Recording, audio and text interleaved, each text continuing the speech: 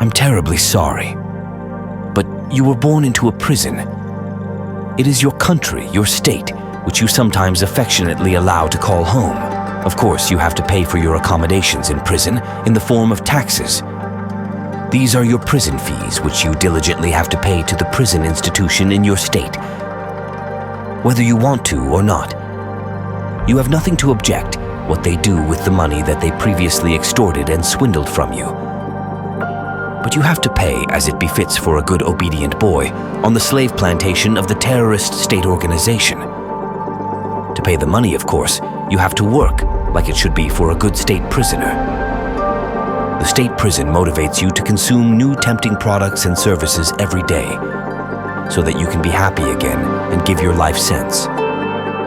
So that you can always consume the latest plastic waste and dedicate most of your time, counting more than 8 hours of your daily 12 in awake state, to your owners. This makes you feel much better, and you don't realize how enslaved you are because you are too distracted. You are not allowed to just leave your prison to visit another one. Only if you behave well and have enough prison leave, your prison authorities will grant your release for a limited time. Your prison provides you with indoctrinating education, news, fear, panic, and mindless entertainment every day.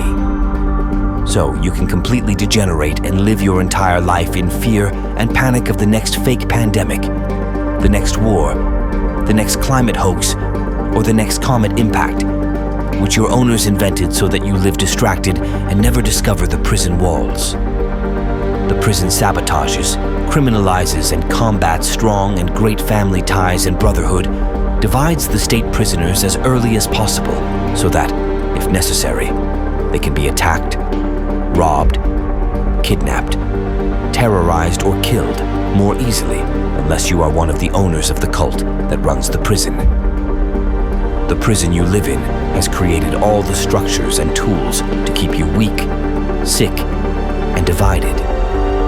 That is why they have to spend so much energy and money, not only by poisoning our children with their toxic chemicals, but also breaking them mentally in school through brainwash, raising them to be effeminate, obedient slaves of the system. They destroyed our language, our culture, our family, our old customs, traditions. History has been erased from the minds of state prisoners as deleted from a hard drive and replaced with lying, fabricated content so that they no longer have anything that binds them together, except money, consumption, and faith in the state. The whole thing always had a system, because effeminate state prisoners without real cohesion, without traditions and customs, cannot climb over the prison walls and defend themselves. By the way, the state prison was built by other prisoners and is still operated and managed by them to this day. So, borderline idiotic as if the monkeys had built their own cages so that they could lock each other up when some of them didn't want to climb the trees, like a handful of them dictated them to do so. Some of them have been given privileges to kidnap, rob, extort, or kill children from other families and to keep their prisons in order so that no state prisoner can escape or oppose the prison staff. But we should always keep one thing in mind. This prison will collapse sooner or later. The walls will collapse at the latest then, if enough prisoners wake up and recognize the world for what it is.